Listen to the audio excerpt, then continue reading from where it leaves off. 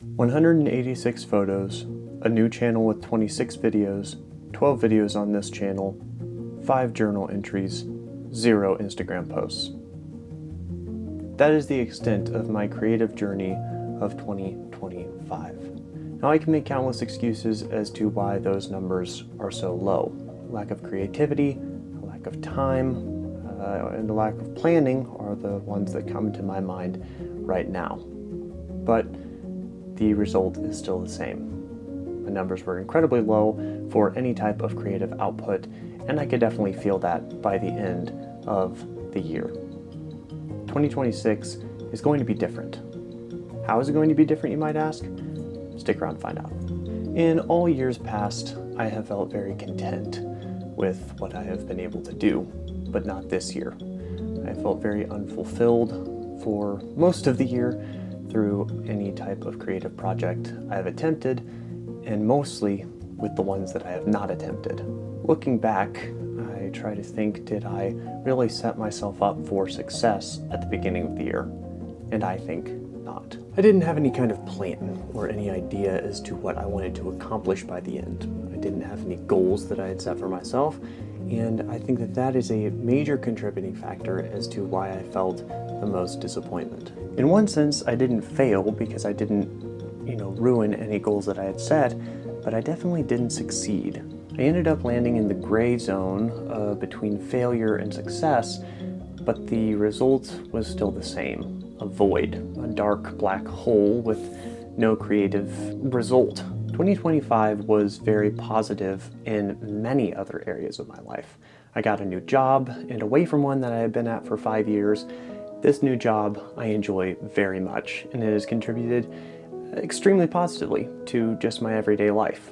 I went to the UP and experienced the wonder of northern Michigan. I even participated in a new sport that I enjoyed very much and learned that I was somewhat good at. I placed second place. I had a great time with a photo contest with a friend, and so much more contributed to the positivity of the year. Unfortunately though, when things are so busy, creativity often falls to the side. Projects that I had once thought that I was going to be able to do get overlooked, and the routine that I should have was not held to or stuck to in any sense. Even if it wasn't taking time to be creative at those times, I regret not documenting my year in many ways. A lot of those moments I wish I had photos of, videos of, written something about, because we think that we will retain all of the memories that we have of things, of events, of memories that we have, but our faulty knowledge gets in the way most times. I am worried that years later from now, when I'm trying to retell a story to my children or to friends, I will forget some of the important details of what happened, even in just 1 year's time.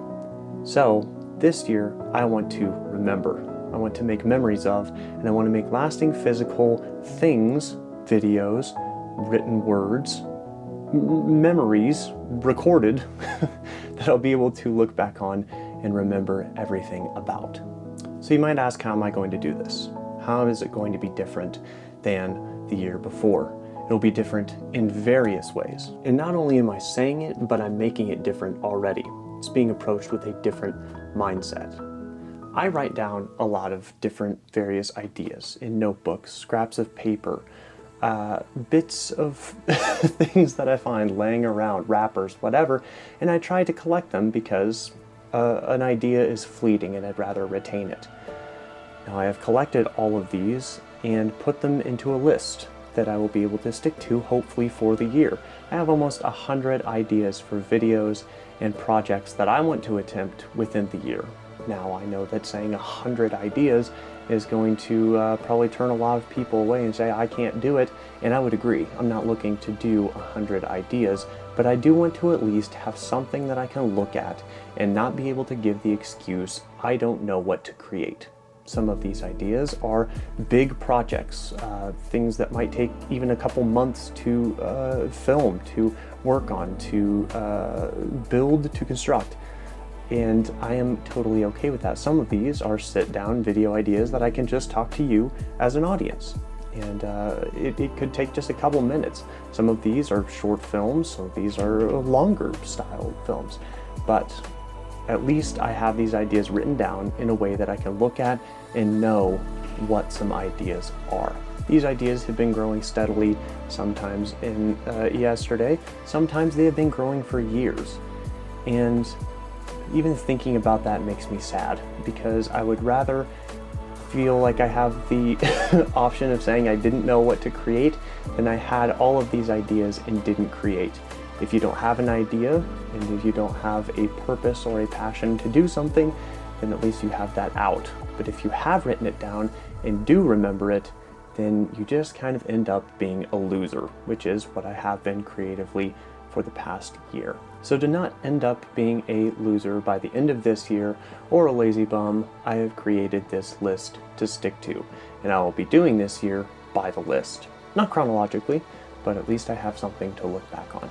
If life gets busy, I can go to the list. If I feel like I don't have any ideas, I can go to the list because I already have almost 100 of them written down. I'm excited to see what the end of this year will bring. If I'll feel accomplished by the end of this year, unlike I do, or if my process will fail me once again. I am so excited to bring to you any of these ideas, all of these ideas, as many of these ideas as I can, and I will see you in the next year. If you're excited to see what might be coming, feel free to subscribe, like, comment, it really does help, and I will see you in the year to come.